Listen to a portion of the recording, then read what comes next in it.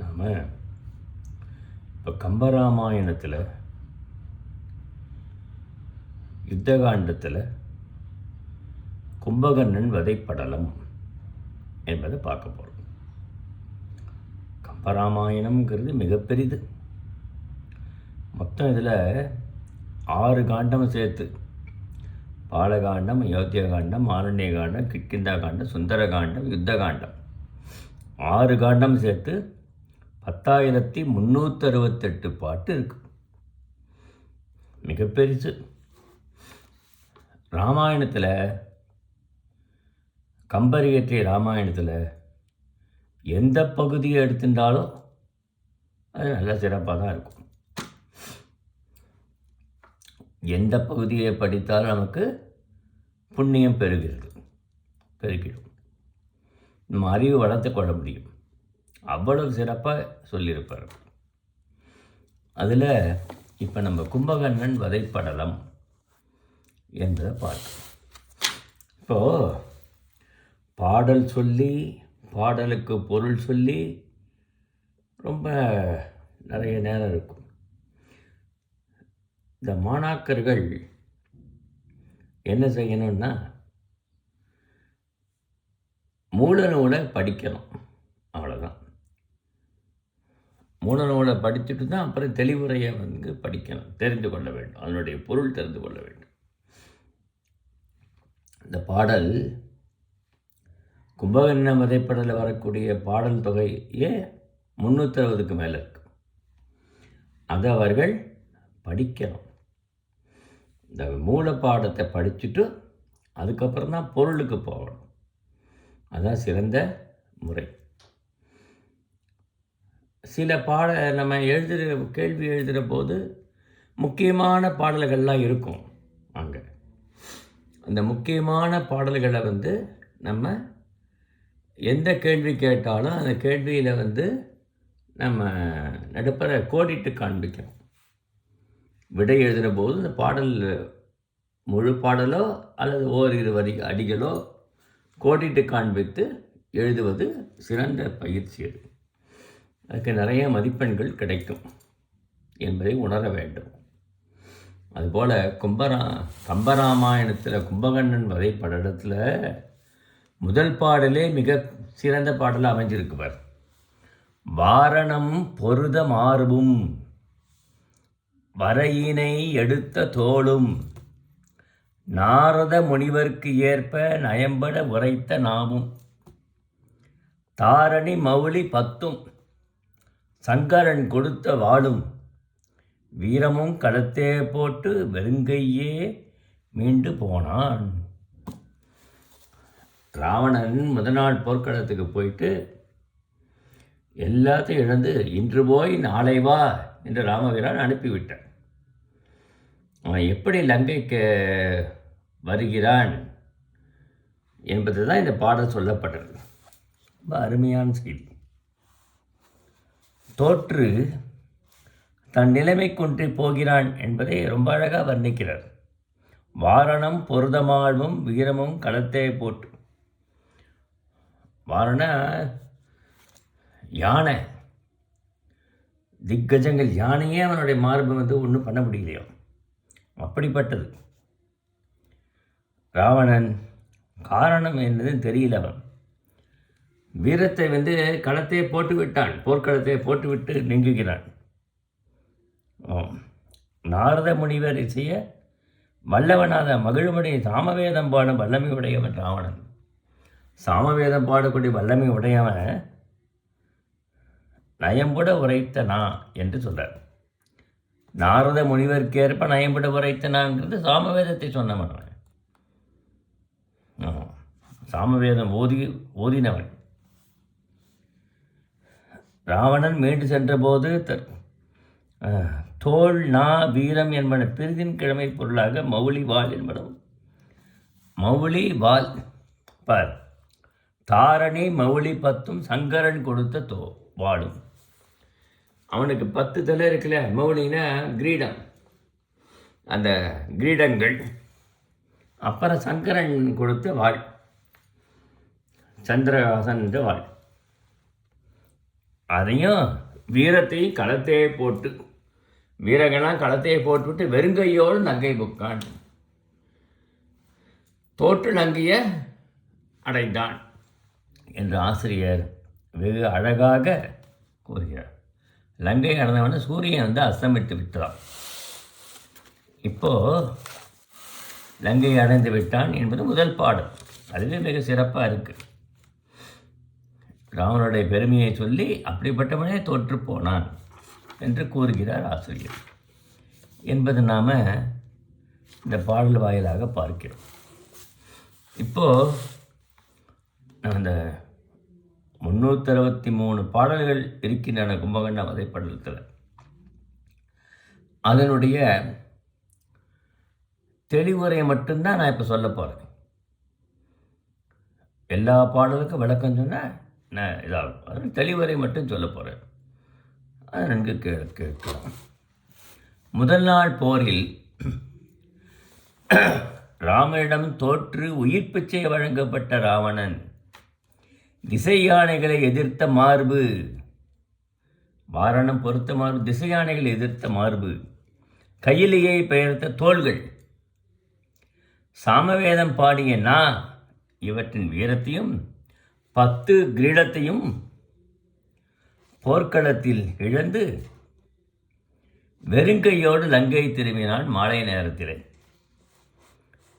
8 திசைகள், நகர்வளம், சேனைகள், புதல்வர்கள், அன்பு, விருப்பம் தரும் மங்கையர்கள், அழகு ஆகியவற்றை நோக்காமல் எதுவுமே அவன் திரும்பி பார்க்கவே இல்லையா. நிலமடந்தையை பார்த்தவாறே பூமியை பார்த்தே லங்கைக்கு போகிறான்.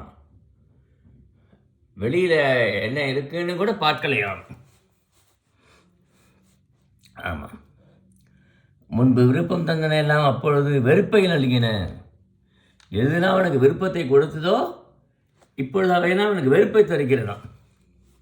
அமைச்சர்களும் உரிமை மகளிரும் தானே தலைவர்களும் உறவினரும் அசைவின்றி திகைத்து நிற்ப.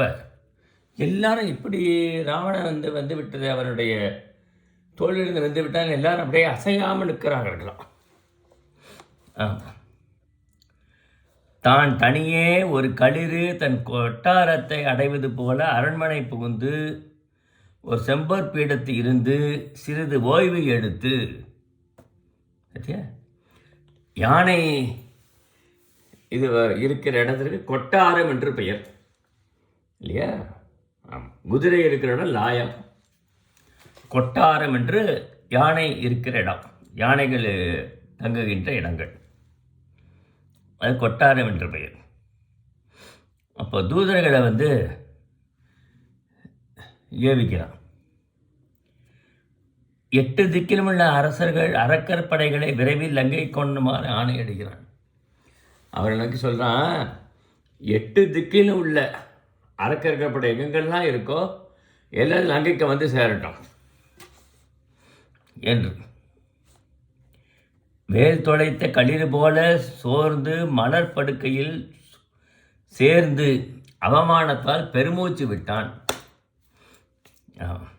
வானவர் மன்னவர் தன்னிடம் பலமுறை தோற்ற பலர் என்பவருடைய ஏழறதுக்கு கவலைப்படாமல் சீதை சிரிப்பாளே என்று வாடினானாம்.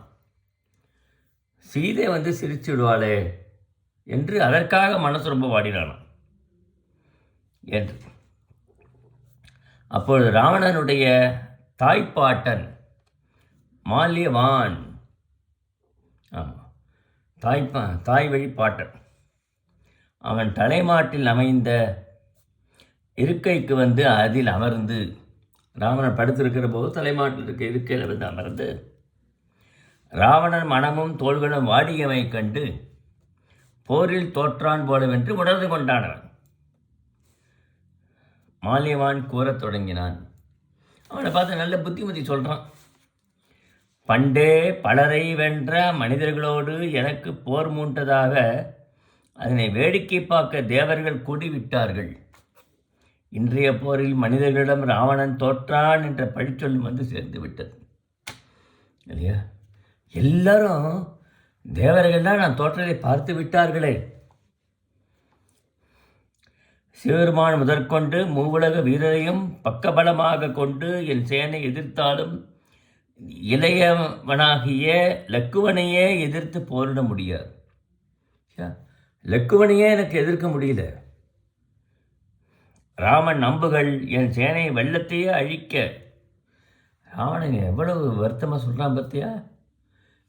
அந்த சேனை வெள்ளமே என்னை அழித்து விடுத்துப்பான். அந்த பழி என் பிடரியில் தாக்கிய போது. பிடரின்னா பிடரி இந்த பக்கம். அவன் அம்பு எய்த திறமை ஏதோ விளையாட்டாக போரிட்டதாக தோன்றிய தவிர அவன் கோபித்து கடுமையாக போரிட்டதாக தெரியவில்லை. ஏதோ ராமபிரான் விளையாட்டாக அம்பு எய்துற மாதிரி இருக்கே தவிர அவன் போர்க்களத்தில் சினத்தோடு போரிட்டதாக தெரியல. அவர்கள் விடுத்த அம்புகள் ஒவ்வொன்றும் தனித்தனியே குதிரை, யானை, காலால் என்ற பல உடம்புகளையும் உருவிச் சென்றதே அன்றி ஓருடலும் தங்கவில்லை. ஆமாம், அவகிட்ட அம்பு எல்லாத்தையும் அழிச்சிடுது. காலாட்படை, குதிரைப்படை, யானைப்படையெல்லாம் அழித்து விட்டது. சற்றும் ஓங்காமல் ஊழித்தி செல்லும் திசைகள், எதிரிகளின் வாய்கள், அவர்கள் மனங்கள் இவற்றை தீக்கும் ஆற்றல் உடையன. ஊழிக்காலத்தில் தோன்றுகிற தீயை போன்ற அவ்வளோ சிறப்புடையதாக இருக்கு அந்த அம்பு. ஆமாம், இவற்றை தீக்கும் ஆற்றல் உடையன. மேருமலையை பிளத்தல், வானத்தை கடத்தல், பூமியை ஊடுருவுதல், கடல்களை பருகுதல் முதல் பெரிய செயல்களை அவன் அம்புகள் ஒவ்வொன்றும் செய்ய வல்லது. ராமனுடைய அம்பு திறத்தை எப்படி சொல்கிறான் பத்தியா? அம்பின் வில்லில் கோப்பதனையும், அதை வில்லில் எடுத்து அம்பை கோக்கிறதும் அதை செலுத்துவதனையும் அவன் விரைவு காரணமாக யாரும் காண முடியவில்லையோ இல்லையா? அம்பை எடுக்கிறதும் அதை நாணேற்று விடுறத எத்தனை நேரத்துக்குள்ள செய்து முடிக்கிறான்னு கணக்கிடவே முடியல, அவ்வளோ வேகமாக இல்லையா? அப்படி அவன் அம்புகளுக்கு அரக்கர் ஆவியை பறிக்குமா ஆணையிடவே அவை செயற்பட்டன போலும். அம்புக்கு ஆணையிட்டிருப்பான் போல இருக்கு. அரக்கர் படைகளை அழித்து விட்டது. ஆமாம், அவர்கள் இயற்றும். அப்போது அந்த அம்பு பற்றி என்ன சொல்கிறார்?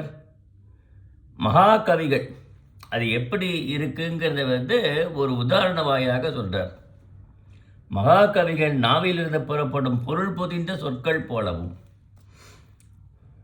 மகாகவிகள் பெரிய கவிஞர்கள் நாவிலும் போன சொற்கள் எப்படியோ அது போலவும், அவர்கள் இயற்ற செய்யுள்களின் கட்டமைப்பு போலவும், வெண்பால் மாதிரி யாப்பு அமைக்கிறார்கள் இல்லையா, கட்டமைப்பு போலவும், அவர்கள் இயற்ற செயல் கட்டமைப்பு போலவும், அச்செயல்களின் இனிய தொனி போலவும். தொனினா அது சப்தம், துணினா தெரியும், ஒலி பொருந்தி மாசற்ற பல அலங்காரங்களின் தன்மையை கொண்டுள்ளன. எவ்வளவு அழகாக சொல்கிற பற்றியா? புலவருடைய வாயிலிருந்து உதிர்க்கின்ற அந்த செய்யுளோட தன்மை எப்படி இருக்கு. இந்திரனுடைய வஜ்ரம், சிவபெருமானுடைய முத்தலை சூலம், திருமாலுடைய திகிரி, சக்கரம், இவற்றை எதிர்த்து போரிட்ட யான் சொல்கிறான். இந்த 3 பேரையும் நான் எதிர்த்து போரிட்டேனே, ராமன் கையம்புகளுக்கு ஆற்றாது நொந்து போய் விட்டேனே. சிவபெருமானுடைய என் தோள்களும், 8 தோள் சிவபெருமானுக்கு, இந்திரனுடைய 2 தோள்களும், திருமாலின் 1000 தோள்களும் ராமனுடைய ஒரு விரலுடைய ஆற்றலுக்கு இணையாக, ஒரு விரல் ஆற்றுக்கு இணையாகாதான். வீரருள் பெருவீரன் என்று என்னால் போற்றப்பட்ட கார்த்தவீர்யார்ஜுனனும், கார்த்தவீர்யார்ஜுனன் தான் மிகப்பெரிய வீரன் என்று ராவணன் போற்றி புகழ்ந்திருக்கான். அந்த ராமன் தம்பி காலில் ஒட்டிய தூசிக்கு இணையாகான். என்னால் புகழப்பட்ட கார்த்திவிரியாசுரன் கூட ராமனுடைய தம்பி லட்சுமணனுடைய காலில் ஒட்டுகிற தூசிக்கு இணையாக மாட்டான் ஐயா. அப்பா, ஆமாம், சிவபெருமானுடைய தீர்புறம் அழித்த வில்லும் அவன் கை ஓரம்புக்கு இணையாகாது. சிறுமான் 3 புறங்கள் அழித்தார் இல்லையா வில் கொண்டு, இவனுடைய வில்லுக்கு இணையாகாது அது கூட. ஆமாம், வேதங்கள் தவறினாலும் அவன் அம்பு இலக்கு தவறாது. வேதங்கள் கூட ஏதோ ஒரு முறை பிழையாக கூட உச்சரிக்கலாம், ஒரு சிறு மறதி காரணமாக. ஆனால் அவனுடைய அம்பு தவறாமல் கொய்துவிடும். நாட்டிசைகளிலும் 4 தலைகளை உடைய பிரம்மனைப் போல அவன் 4 அம்புகள் செலுத்தினான். அவை 1000 தலைகளுடைய திருமாலைப் போல 1000ஆக பரவி பல கோடி உயிர்களை ஊழி இறுதியில் அழிக்கும் அரணைப் போல எண்ணற்ற படைகளை அழித்து விடுகின்றன. 3 மூர்த்திகள் சொல்கிறார் பற்றியா? ஆமாம், அவன் செலுத்துகிற அம்பு எல்லாத்தையும் அழித்து விடுதுப்பா. அவ்வம்புகள் மூவுலகும் வென்ற என் செருக்கினையே போக்கிவிட்டன. நான் செருக்கு கொண்டிருந்தேன், கர்வம் கொண்டிருந்தேன், மூவுலக வென்று விட்டேன் நான். என் செருக்கையே போக்கிவிட்டதப்பா. அவன் திறமைக்கு வேறு சான்று வேண்டுமா? அவன் வாகனமாக அமைந்த அனுமன், கருடன், காற்று, தீ, கூற்று என்ற எல்லா பொருளுடைய வலிமையும் ஒரு சேர அமையப் பெற்றவன். ஒரு புறத்து ராமன் நிற்க, மறுபுறத்து மன்மதனும் நானும் நின்றால் ராமன் அழகுக்கு முன் மன்மதனும் தோற்று விடுவான். அவன் வீரத்துக்கு முன் நானும் நாய் போன்று கீழ்ப்பட்டோர் ஆய்விடுவோம். மன்மதன் நிறுத்தினாக்க மன்மதன் தான் அழகு மிக்கவன், ஆனால் ராமனுடைய அழகுன்னு அவனே தோற்று போயிடுவான். வீரத்துக்கு நான் சொல்றதில்லை, நானே போயிடுவேன், அவ்வளோதான், நான் இன்னும் கீழ்ப்பட்டவன் ஆகிடுவேன் என்று அவன் சொல்கிறான். சீதை முடிவு செய்து விடுவாள். இவ்வாறு சீதை முடிவு செய்து விடுவாளேன்னு ஒன்றும் கவலைப்படுறான். ஆமாம், எனக்கு அழிவு ஏற்பட்டுள்ள காலத்தில் இந்திரன், மும்மூர்த்திகள் என்ற இவர்களை விட மேம்பட்ட பகைவனை பெற்றுள்ளேன். இன்றைய போரில் நான் கண்ட செய்தி இது என்று ராமன் பெருமையை ராவணன் பலபடியாக பாராட்டியதன் குறைவுக்கு நொந்து கொண்டான். மால்யவான் சொல்கிறான், இந்த செய்திகளை அன்றே உரைத்த என்னையும் வெகுண்டாய். நான் இன்னைக்கு இல்லைப்பா, அன்றைக்கே நான் சொல்லிவிட்டேனே, அதை நீ கேட்கலையே. நீ இவற்றை விளக்கி கூறிய வீடனனையும் விபீஷணனையும் முனிந்தாய், கோபித்தாய். நீ நாங்கள் கூறிய காரணங்களையும் ஆராயாது விடுத்தாய். நாங்கள் சொல்கிற காரணம் கூட நீ கேட்கவே இல்லை. உன்னுடைய வார்த்தைக்கு மாறாக நாங்கள் பேசியதை அலட்சியம் செய்தாய். நாங்கள் நல்லதாக சொன்னோம், ஆனால் உன் வார்த்தைக்கு எதிராக பேசணும் என்று நீ அலட்சியம் செய்தாய்கள். இந்த பகையால் நம் சுற்றம், வெற்றி, நட்பு, கல்வி, செல்வம், தானை யாவும் அழிவதனை காணப்போகிறாய் என்று வருந்தி கூறினான். அப்பா, இது மட்டும் இல்லை, இந்த அவன் மேலே கொண்டுள்ள பகையினால நீ செய்வோம். நீ என்னென்ன இழக்கப் போகிறாய் தெரியுமா? அவன் சுற்றத்தை இழக்கப் போகிறாய், வெற்றி இழக்கப் போகிறாய், நட்பு போய்விடும், கல்வி போயிடும், செல்வம் போயிடும், தானே உன்னுடைய சேனைகள் எல்லாம் போயிடும். அப்பொழுது அங்கே வந்த மகோதரன் அங்கே வரான். தம் வலிமையை குறைத்து கூறிய மால்யவானை கடிந்து ராவணனை நோக்கி அவன் என்ன சொல்கிறான்? மால்யவானை கடிகிறான், கோபித்து கொள்கிறான். ராவணனை நோக்கி சொல்கிறான், நல்லதோ கெட்டதோ ஒரு முடிவு எடுத்தால் அதனை மாற்றாது செயல்படுவதே உத்தரமுக்கு உரிய செயல். ராவணேஸ்வரன் நல்லதோ கெடுதலோ ஒரு செயலை செய்தாக்க கடைசி வரைக்கும் அதில் நிற்கணும் என்று சொல்கிறான். அச்சத்தால் முறையை மாற்றிக்கொள்வது பழியே தரும். இப்போ அச்சப்பட்டு ராமனுடைய வில்லாற்றலுக்கு முடியலேன்னு அச்சப்பட்டு தன்னுடைய நிலையை மாற்றிக்கொள்ளக்கூடாது. ஆமாம், உனக்கு சிவனும் திருமாலும் தோற்று ஓடியுள்ளனர். அவ்வாறாக மனிதருடன் போரிட கைலியை பெயர்த்து நீ அஞ்சுகின்றாய் போலும். ஏப்பா, உனக்கு சிவம் திருமால்னா அவனோட போர்க்களத்தை அவனோட எதிர்க்கணுக்கம்னே ஓடிவிட்டார்கள். நீ கையிலேயே பெயர் செலுத்தவன், ஏன் மனிதரை பார்த்து அஞ்சுகிறாயா நீ?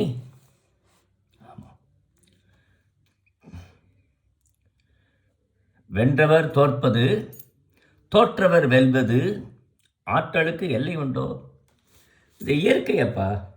வென்றவர் தோல்வி அடைவார். தோல்வியடைந்து வெல்ல மாட்டார்களா? இன்று தோல்வியடைந்தாய், நாளைக்கு நீ வென்று விடலாம் என்று அவன் சொல்கிறான். ஆமாம், இதெல்லாம் உயர்ந்தவர் தாழ்வது, தாழ்ந்தவர் உயர்வது. நல்ல உயர்ந்த நிலையில் இருப்பவர் தாழ்ந்து போகலாம், தாழ்ந்த நிலையில் இருப்பவர் நாளைக்கு நல்ல நிலைக்கு வந்து விடலாம். இதெல்லாம் உலகத்து இயற்கை. ஆமாம், ஆற்றலுக்கு எல்லை உண்டோ? மானிடர் போரினை நீயே புகழ்கிறாயே. மனிதர்கள் ஆகிய அவர்களுடைய போரை நீ புகழ்ந்து பேசலாமா? அப்பா, ஆமாம். சீதையை விடுவித்தால் இப்போர் தீமை தீரும், நாம் உயிரையும் விடலாம். ஆனால் சீதையை விட இயலுமோ? ஆமாம், முடியுமா? தாங்கள் மனம் தளராமல் கவலையை விடுங்கள். நீங்கள் மனம் தளர்ச்சி அடைய வேண்டான்னு இவன் சொல்கிறான். ஆமாம், வானவங்கள் ஊரை சூழ்ந்து விட்டனர். மனக்கவலையை விடுத்தவர்களை அழிப்பதில் முடைய வேண்டும். நம்ம ஊருக்குள்ளே மாணவர்கள் சூழ்ந்து இருக்காங்க. மூவுலகை வென்றவரனே, மும்மூர்த்திகளும் உமக்கு தோற்றவரே, மனிதவரை பெரியவராக நினைத்து தாங்கள் தம்பி கும்பகர்ணன் ஆற்றில் நினையாதிருப்பதேன்? இப்போ தான் நினைவுபடுத்துகிறான் அவனுக்கு.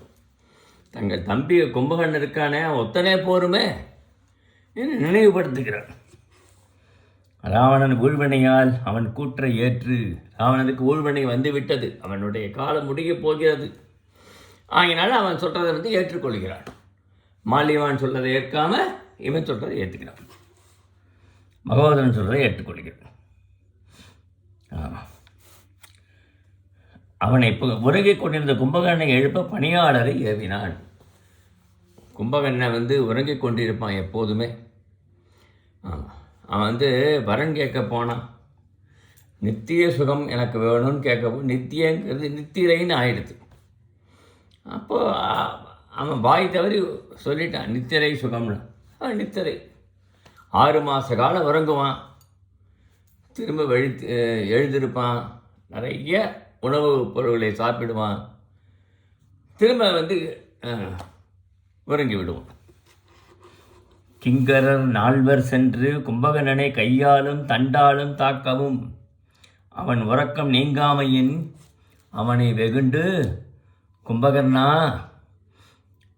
உங்கள் மாய வாழ்வுக்கு இறுதி வந்துவிட்டது. இனி காலதூதர் கையிலே உறங்கு, உனக்கு இறுதி வந்துவிட்டதுன்னு சொல்கிறார்கள் அவர்கள்லாம். காலதூதர் கையிலே சென்று நீ அங்கே போய் உறங்கலாம், மேல் உலகத்தில் சென்று. அரக்கர் வாழ்வு அழிய உன் அண்ணன் தீமையை தேடிக்கொண்டு விட்டான். அரக்கர் வாழ்வெல்லாம் அழியப் போகிறது, தீமையை தேடிக்கொண்டான், நீயும் இன்றை இறக்கப் போகிறாய் என்று சொல்லி எழுப்பவும் அவன் எழாமையின் குதிரைகளை கொண்டு அவனை எழுப்ப முயன்றனர். குதிரைகளெல்லாம் ஏவினார்களாம். அதுவும் முடியவில்லை.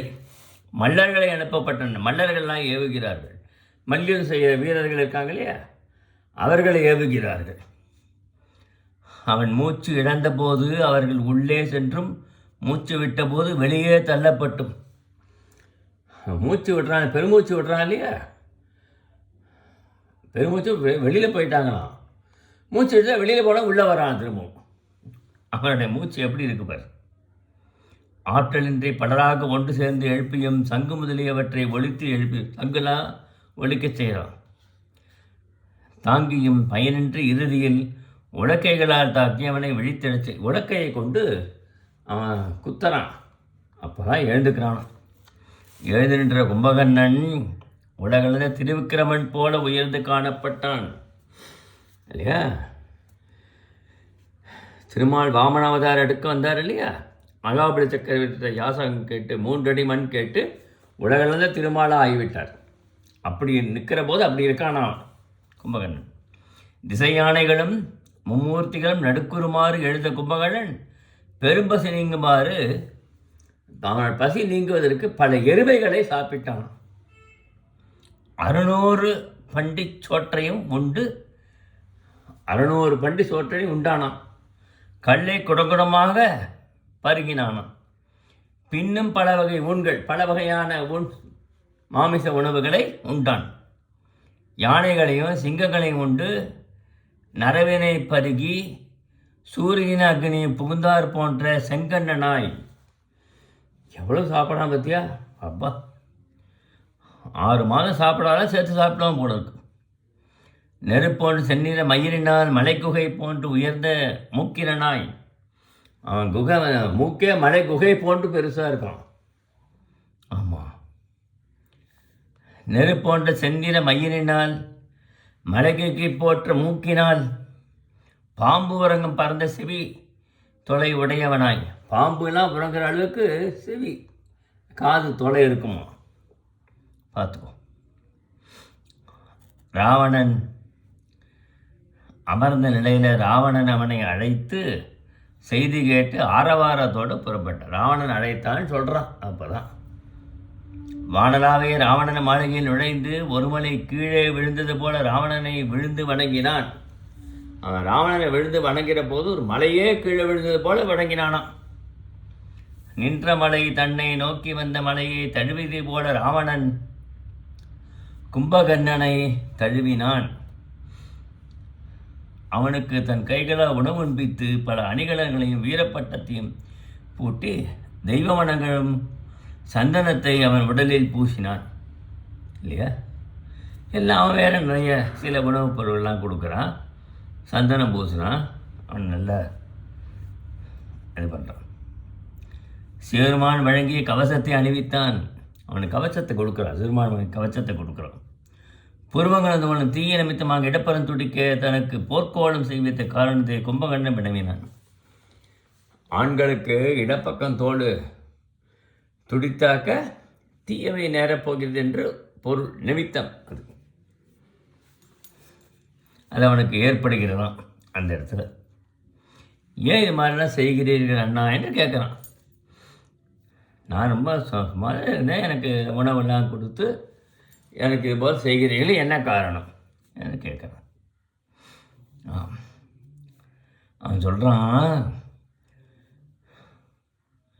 ராவணன் வானரர் லங்கையை சூழ்ந்து முதல் நாளில் வெற்றி பெற்ற திஸ்திரத்தை விளம்பி போர்க்களம் புக்கு அவர்கள் அழிக்க வேண்டியவாறு ஒன்றுமா. அப்பா நீ போர்க்களத்தை புகுந்து வானங்களை அழித்து அவன் அப்படி சாப்பிட்டு விடு. அது கேட்ட கும்பகர்ணன் பொருந்தா காமத்தால் போர்விட செய்தி கேட்டு ராவணன் அவனுக்கு போர் மூண்டு விட்டது கூட தெரியாது இல்லையா.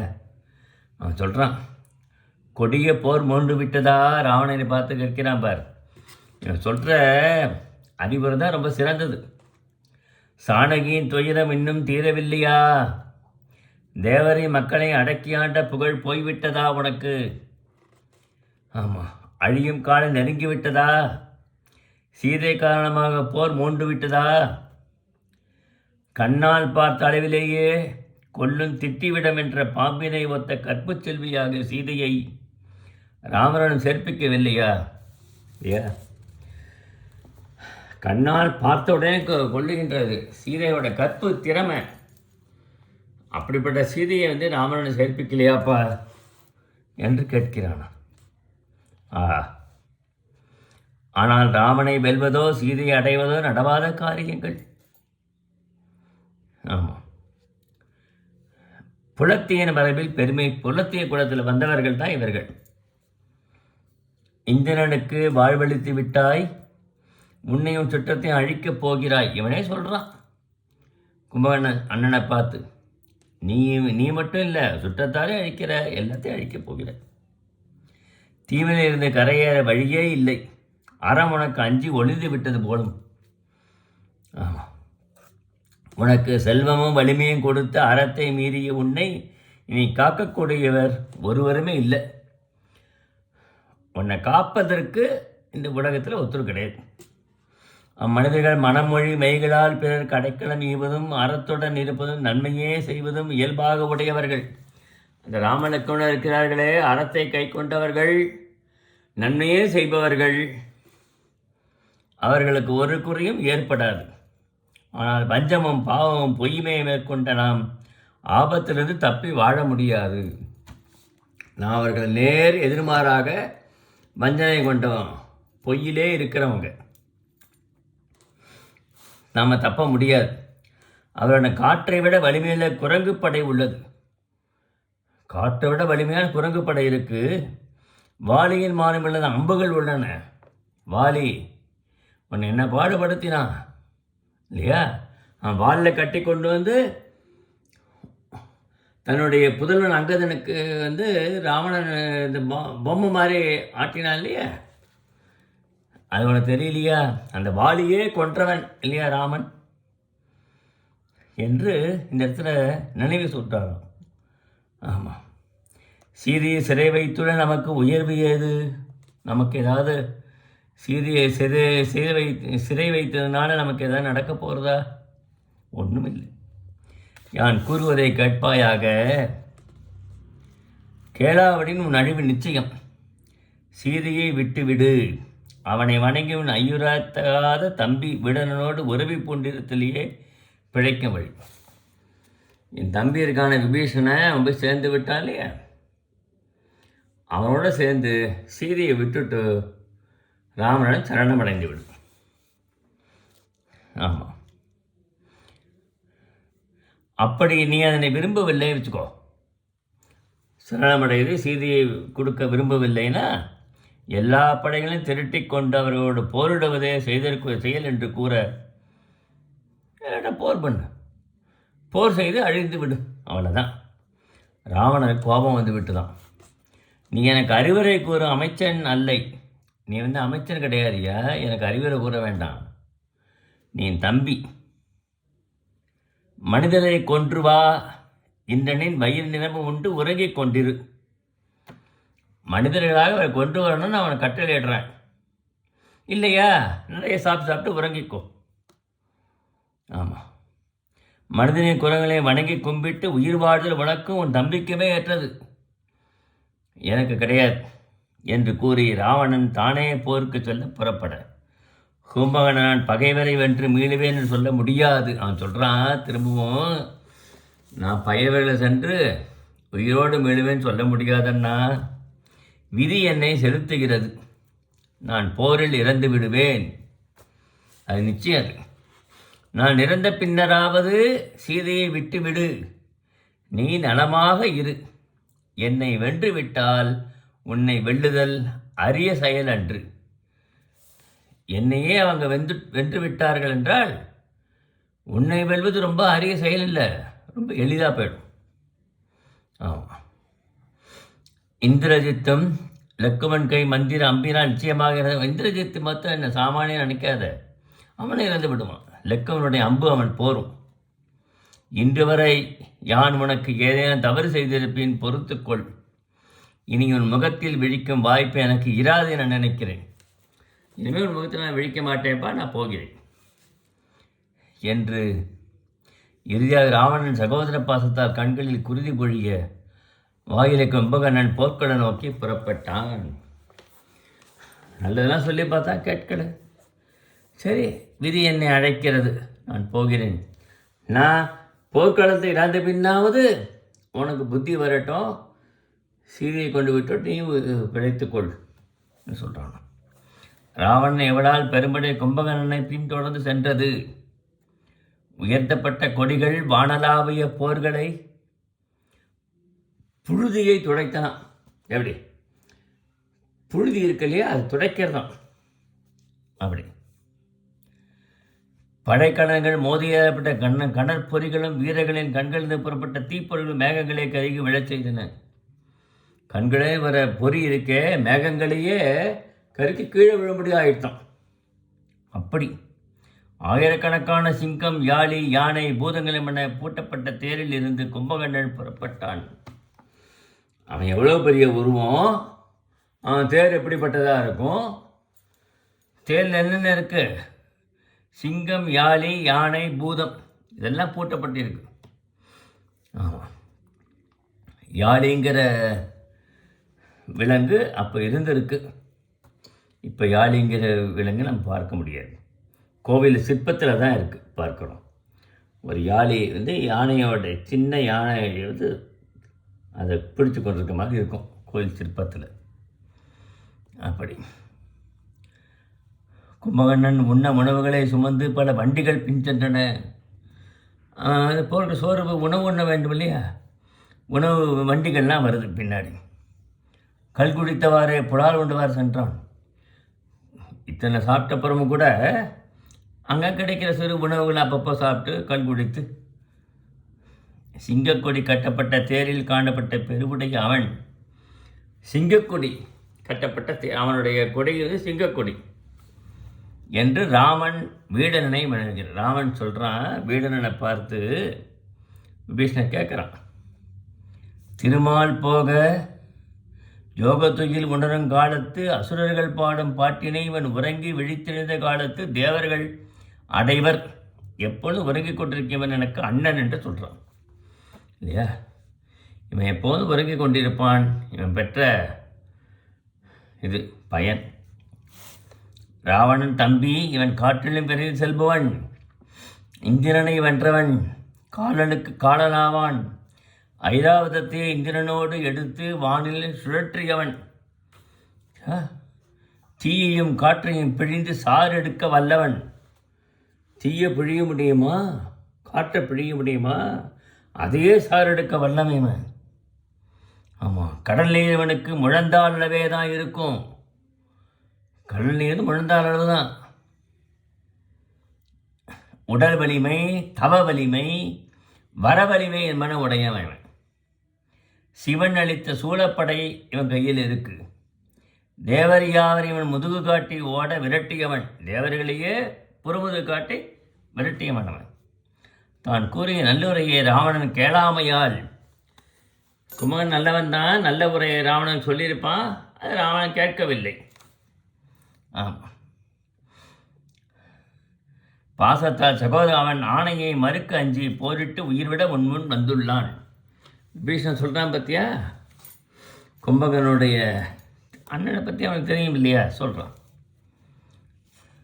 சுக்ரீவன் நல்லவனாக இவனை கொன்று ஒரு பயனும் இல்லை.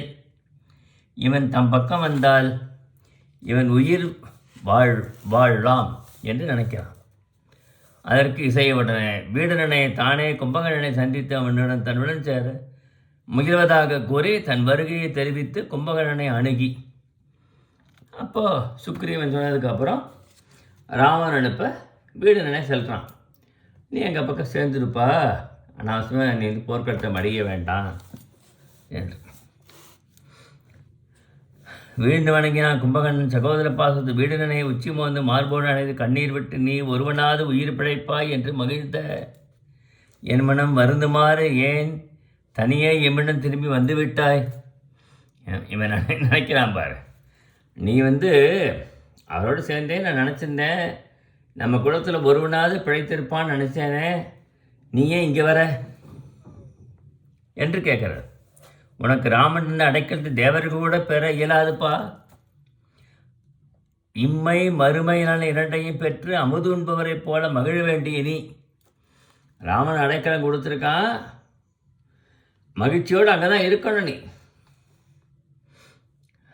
காலன் வாயில் இருந்த வண்ணம் கழித்து கொண்டு நஞ்ச என்று போல இருக்கும் என் பக்கம் ஏன் வந்தாய்? நம் குலத்தை இயல்பு அழிந்த போதும் உன்னால் நம் மரபு புண்ணியத்தை அடைந்து விட்டது என்று மகிழ்ந்தேன் நான். குலத்தை இயல்பு அழிந்து போச்சு. ராவணன் செய்த செயலால் மாட்டான் மணியை சிறை வைத்ததுனால குலப்பெருமையெல்லாம் போயிடுச்சு. ஒன்னால் நினச்சிருக்கு நினச்சேனே, நீயே வந்துட்டியே. ஆமாம், என் நான் வரல உள்ளம் வருந்த செய்து விட்டாயே, உன்னை ராமனுக்கு ஒருபோதும் கைவிடார். அப்படின்னு சிரஞ்சீவி, நீ ராமனை பற்றி பிறப்பு என்னும் மாசினை நீக்கினாயானால் என்ன பயன்? என் பக்கம் வந்தாய். சிரஞ்சீவி, விபீஷணன் சிரஞ்சீவி. ஆமாம், என்று கருதி ராமனை அடைந்து ஐயம் திருவென்ற பாவத்தின் காரணமாக நீக்கி வலிய தீமையை இம்மையிலேயே போக்கிக் கொண்ட நீ பிறன் மனைவியை விரும்பும் எங்கள் பக்கம் ஏன் வந்தாய்? பிரம்மன் அருளால் நீதியும் தருமமும் புலமையும் பெற்றனை நீ. அவனருளால் நீ சிரஞ்சீவி நிலை பெற்றாய். அரக்கர்களுடன் எழிவை நீ விட்டு நீங்கவில்லையா? ராமனுக்கு வரும் வானர வீரர்கள் பலரும் அறவழியில் செல்பவர்கள். கூற்றமன் தீவனே எம்பக்கள் உன்னை தோற்று மடியப் போகிற எம்பக்கள் ஏன் வந்தாய்? என் பாடி என் பக்கம் வர நீ ராமன் பக்கம் இல்லாவிட்டால் போரில் உயிர் நீக்கும் எங்களுக்கெல்லாம் நீர்க்கடன் செய்ய வேறு யார் இருக்கிறார்கள்? நாங்கள்லாம் இறந்து போகிறோம், நீர்க்கடன் செய்யணும் இல்லையா? யார் இருக்கா? நாங்கள் இறந்த லங்கை மன்னனாகிய அந்த செல்வத்தை நீதான் தூக்க வேண்டுமே. ராமன் பக்கம் விரைந்து செல்லு என்று உள்ளத்தை திறந்து பேச வீடுனன் தான் வந்த காரணத்தை உரைப்பானாயினன். வீடுன்னு சொல்கிறான், கீழ்ப்பட்ட எனக்கும் அருள் செய்த பெருமான் உனக்கும் அபயம் நல்கி அருள் செய்வானப்பா. அண்ணா, பிறவி நோய் தீர்ந்து நீயும் வீடு பேர் அடையலாம். எனக்கு பெருமானிடத்தில் லங்கை செல்வத்தை நான் உன்னிடம் வழங்கி உன் ஏவல்படி நிற்கிறேன். என் மன வருத்தத்தை போக்கு, நம் மரபினை விலக்கி நீ நல்வாழ்வு வாழ்தல் வேண்டும். அதுவும் நீதியும் தழுவினை. நீ ராமனை பகைத்தால் உயிர் பிழைக்க முடியாது. ஓடிப்போனாலும் வேறு புகலிடம் இல்லை. உன் உயிரை ஏன் வீணை இழக்க விரும்புகிறாய் அண்ணா? நம் வேத நூல் குறிப்பிடும் ஒழுக்கத்தை நீ கடைபிடிக்க வேண்டாமா? தீயவை செய்தவர் யாவராயினும் அவரை துறந்து அறவழியில் நிற்பதன் கண் பழி ஒருபோதும் வராது. தீயவை பக்கம் இல்லாமல் அறவழி பக்கம்தான் நம்ம இருக்கணும். ஆமாம், பட்டெடுத்த சான்றோர்கள் இந்த உடல் தொடர்பாக ஏற்படும் உறவினர் நண்பர் எல்லோரையும் துறந்து வீடு பேரெடுத்து முயலவில்லையா? சான்றோர் செயலை எண்ணிப்பார்ப்பா. எல்லாத்தையும் சொன்ன வீடு பேரடைய முயலவில்லையா அவர்கள்லாம்? எவ்வளவு தடுத்தாலும் நீ கேளாது நீ தீய செயலில் ஈடுபடுவானாயின் அவனுக்காக மாஸ்டர் உயிரை விடுத்தல் மேம்பட்ட செயலா, கீழ்ப்பட்ட செயலா? நீ நினைத்து பார்க்க வேண்டும். தாயின் தீச்செயல் கண்டு பரசுராமன் அவளையே கொலை செய்யவில்லையா? பரசுராமனுடைய கதையை இங்கே சொல்கிறார். ஆமாம், தாயை கொலை செய்தான் பரசுராமன். தவறு செய்த பிரம்மனுடைய தலையை சிறுமான் அறுத்து நீக்கவில்லையா? இதெல்லாம் உனக்கு யார் நான் சொல்லித்தர வேண்டிய தேவையில்லையே. இம்மையில் பழியும் மறுமையில் நரகமும் வழங்கும் செயல்களில் அறிஞர் ஈடுபடலாமா? இம்மேல நல்லது நடக்கணும், மறுமையிலேயே நமக்கு நல்லது நடக்கும். அதுக்கு நம்ம ஈடுபட வேண்டாமா? இம்மேல பழி வரக்கூடாது, மறுமையில நரகம் வரக்கூடாது. அதான் நமக்கு. உடம்பிலே ஒரு கட்டி ஏற்பட்டால் அதனை அறுத்து அதற்கு உள்ள மாசுண்ட குருதியை அப்புறப்படுத்தி, உடல் ஒரு கட்டி ஏற்பட்டது வச்சுக்கோ, கட்டியை நீக்கி அதை ஆப்ரேஷன் செய்து நீக்கி அந்த இடத்துல என்ன செய்கிறார்கள்? மருந்து போட்டு அதை சரி செய்கிறார்கள்.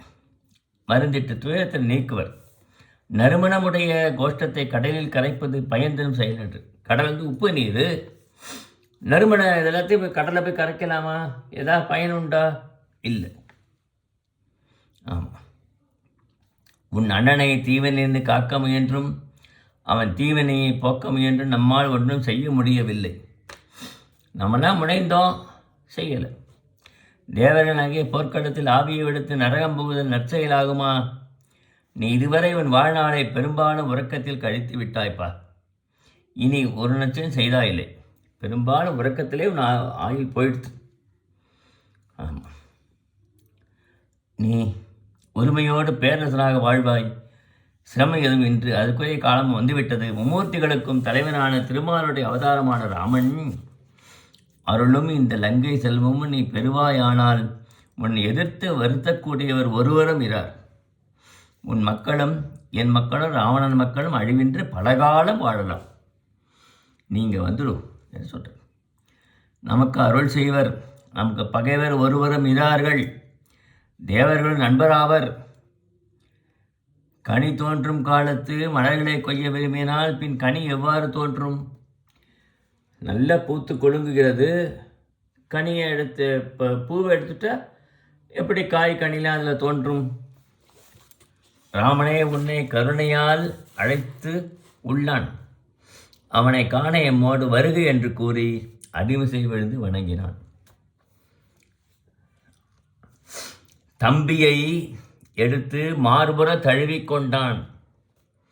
கண்ணீர் வடித்தவாறு கும்பகர்ணன் சொல்கிறான், இளையோய், நீரில் எழுதிய கோலம் விரைவில் மறைவது போல அழியக்கூடிய உலக வாழ்க்கையை விரும்பி என்னை பலகாலம் வளர்த்து போர்க்கோளம் செய்து அனுப்பி அண்ணனுக்காக உயிரை விடாது நான் எதிரி பக்கம் சேர மாட்டேன் இல்லையா?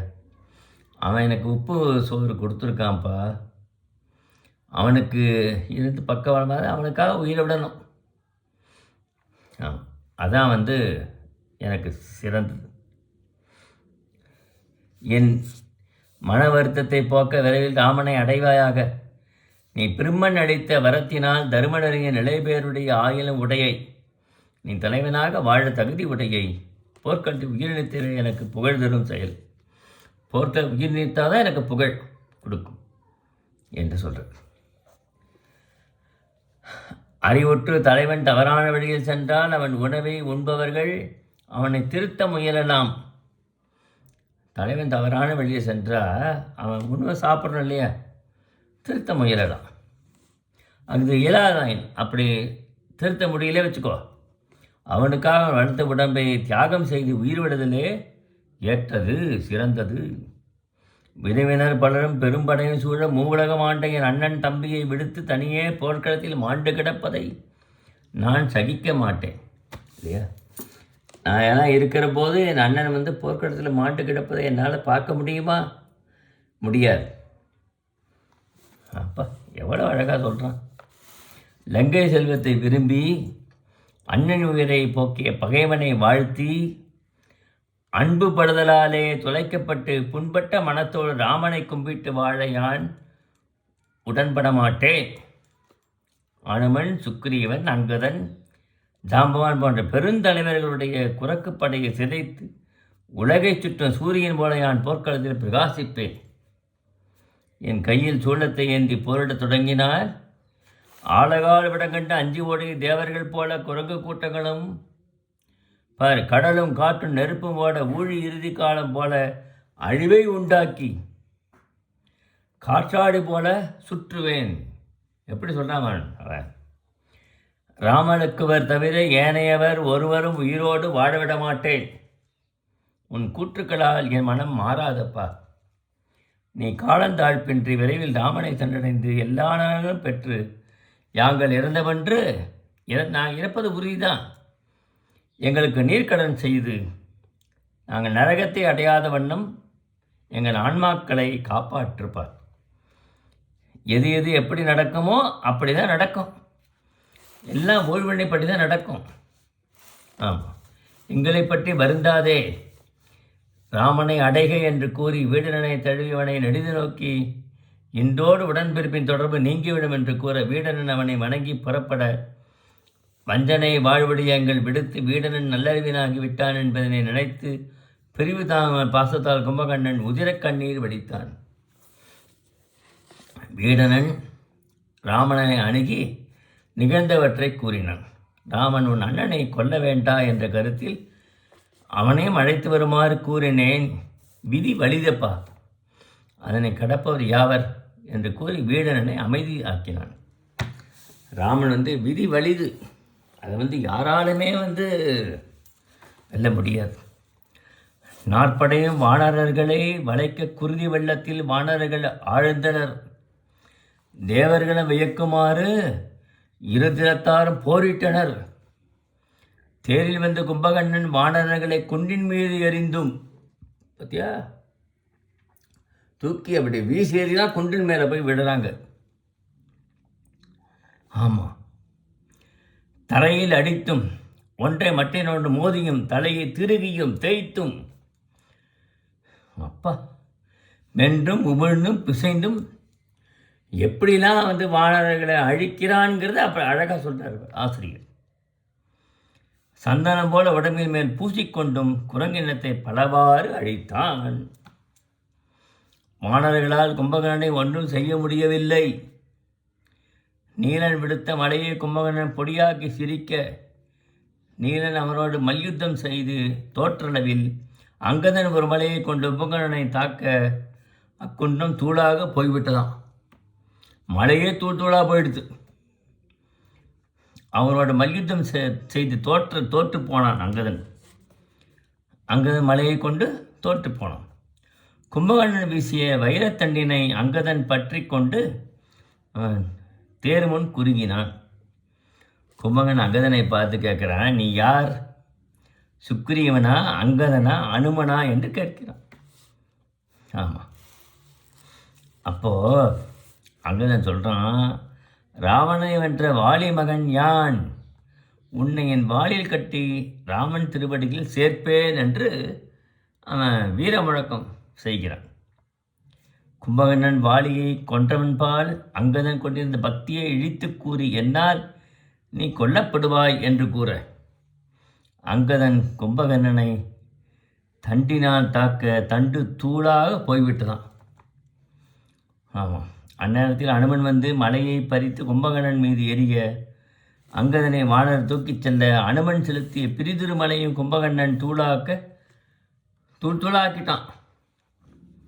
அனுமன் அப்பார் போய்விட்டனர். கும்பகர்ண விளைவை கண்டு தேவர்கள் கலங்கி நடுங்கினர். போர்க்களத்தில் குருதி வெள்ளம் பெருகி ஓடியது. மகிழ்ச்சி ஆரவான் சுமன் ஒளி கேட்டு லக்குவன் போரிட வந்தான். லக்குவன் இப்போ தான் போரிடத்துக்கு வரான்.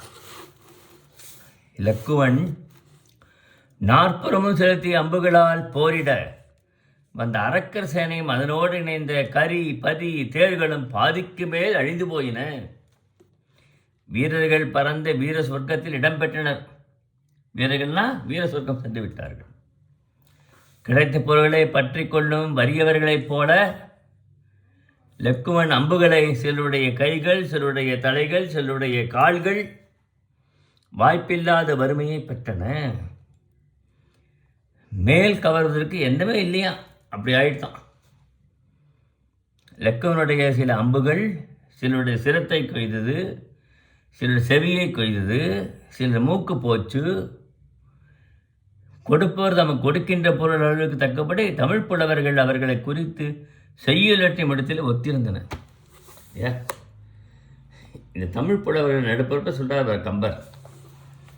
உதாரணத்துக்கு போரில் மாண்டவர் எண்ணிக்கையும் லக்குவனுடைய வில்லாண்மையும் கண்ட கும்பகர்ணன் திரிபுரத்தை அழித்த சிறுமானான இந்த லக்குவனும் ஒப்பாக மாட்டார்கள் என்று 1000 முறை எடுத்துரைத்து பாராட்டினான்.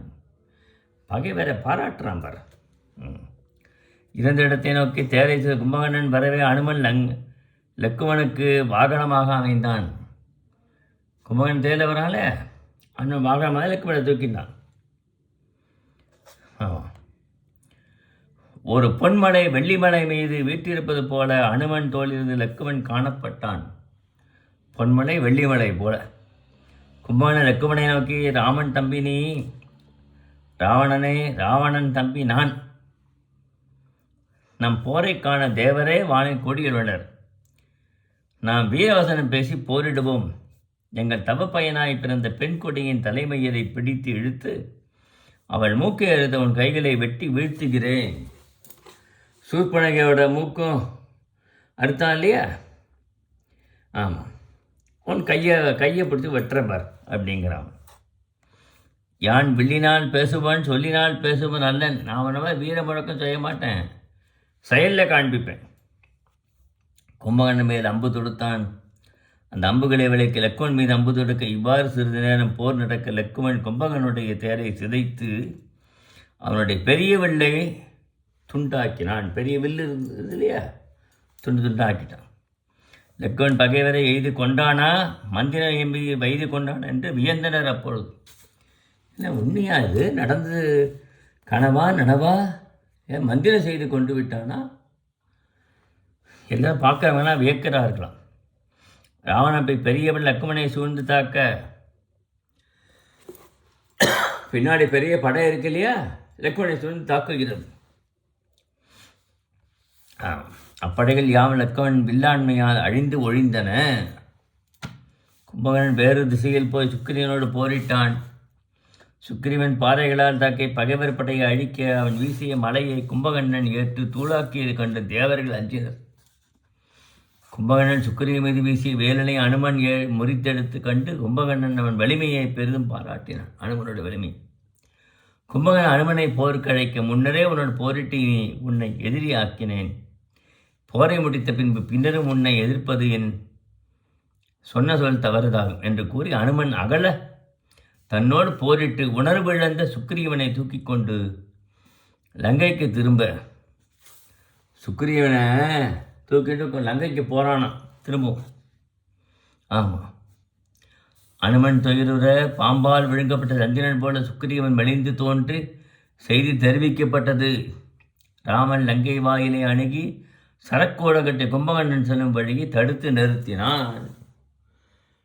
அம்பு போட்டு சரக்கூடம் வில்லாலே பெரிய கோட்டை மாதிரி கட்டி புகாம் பண்ணினானோ. ஆமாம், கும்பன் சரக்கூட இடத்து மேலே கடக்க முடியாத நிலையில் பேரழகனாகி ராமனை காண தன்னை தடுத்த ராமனிடம் பெருங்கோபம் கொண்ட கும்பகர்ணன், யான் கவந்தன் வாலி என்பவர் போல எளியேன் அல்லேன். கவந்தனை போலே வாலியை போல என்னை எளியவனாக கருத வேண்டா. நீ என்னை தூக்கி சுக்கிரீவனை காக்க வந்துள்ளாய் போலும். உன்னை தேடுகிறது எனக்கு வான வீரர்கள் தோற்று ஓட சுக்கிரீவனை தூக்கி கொண்டு எளிதாக வருகின்றேன். என் நல்வினையே, உன்னை தொலைத்து என் அண்ணன் காமனோவை போக்கப் போகிறேன். நீ சுக்கிரீவனை விடுவித்தால் சீதை சிறையில் விடுவிக்கப்படுவது திண்ணம் என்று வீர உரை கூறினான் கும்பகர்ணன். ராமன் சுக்கிரீவனை தூக்கிச் செல்லும் கைகளையால் வெட்டி வீழ்த்தலானேன்.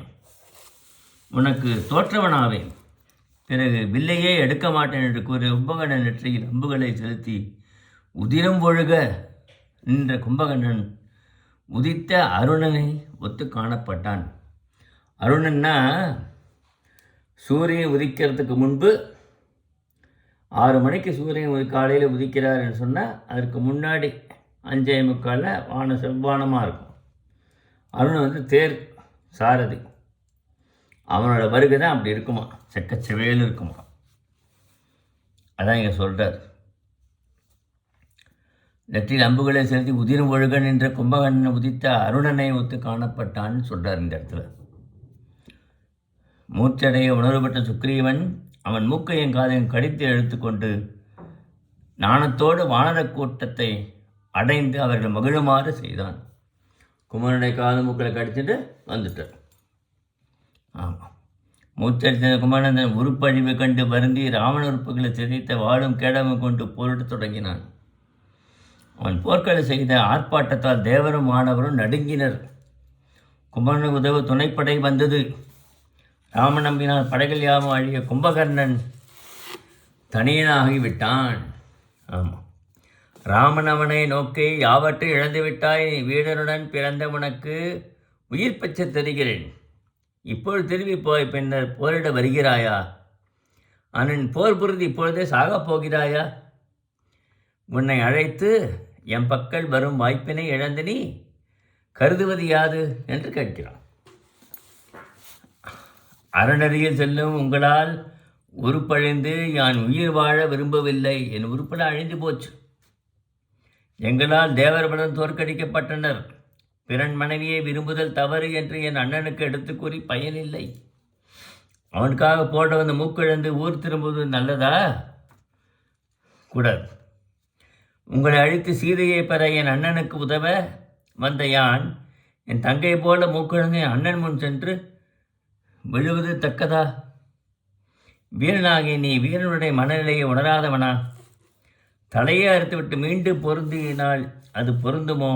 எனக்கு தகுதியானதை சொல்லவில்லையே என்று மறுமாற்றம் கூறி ராமருடன் போர் செய்ய வந்தான். அவன் கைசூலத்தை துண்டித்து சங்கரன் கணையால் அவன் கவசத்தை பூட்டறுத்து அவன் தண்டாயுதத்தையும் அம்புகளால் தூளாக்க அவன் வாளையும் கேடகத்தை எடுத்து போரிட எல்லாத்தையும் தூளாக்கிட்டான் ராமபிரான். அவன் வாளையும் போரிட முதலில் அவன் வழக்கரத்தை வெட்டினான், பின் விடக்கரத்தை வெட்டினான், கடலில் போட்டான் ராமபிரான். அவன் வழக்காலால் வானரப்படையே நசுக்க, வழக்கால் இருக்கு இல்லையா, அதனால் நசுக்கிறான். கால்கள் துண்டித்த நிலையில் அவன் மூச்சு காற்றாலும் வாயினாலும் பாறைகள் கொண்டு தாக்க, மூச்சு காற்று ஓடின்னு இருக்கு இல்லையா, அதனால பாறைகளால் திரும்ப தாக்குறானா. எப்படி வலிமை பாரு. ராமனே தாமரை தன் கைகள் நடுங்க பெற்றான். அப்பா எப்படியா அவன், கை போச்சு, கால் போச்சு, எல்லாம் போச்சு, இந்த மூச்சு காற்றால கூட தாக்குறானே என்று பாராட்டுறான். கைகளையும் கால்களையும் இழந்து ராவணனுக்கு இனி உதவ முடியாத நிலையை நினைந்து கும்பகர்ணன் வருந்தி ராமனிடம் சில வார்த்தைகளை பேசத் தொடங்கினான்.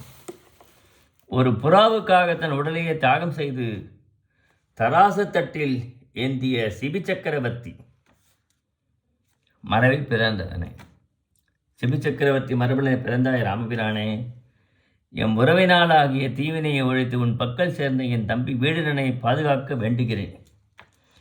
நீதியும் தர்மமும் பொருந்திய நெறியில் செல்லும் என் தம்பி அரக்கர் குலத்தின் கீழ்மையிலிருந்து நீங்கியவன். நாங்களாம் அரக்கர் குலத்தில் கீழ்மை குலத்தில் இருந்தோம், தம்பி அப்படி இல்லை.